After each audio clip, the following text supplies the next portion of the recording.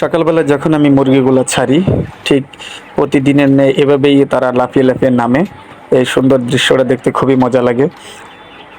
তো আপনারা যদি ঢাকা শহরে এভাবে পালতে পারেন, এরকম দৃশ্য দেখতে পারবেন। আর আপনারা যারা দেখছেন আমার ইউটিউব চ্যানেল থেকে, অবশ্যই নতুন যারা আছেন সাবস্ক্রাইব করে দিবেন, এবং যারা পেজ থেকে দেখছেন অবশ্যই নতুন হয়ে থাকলে ফলো করে পাশে থাকবেন।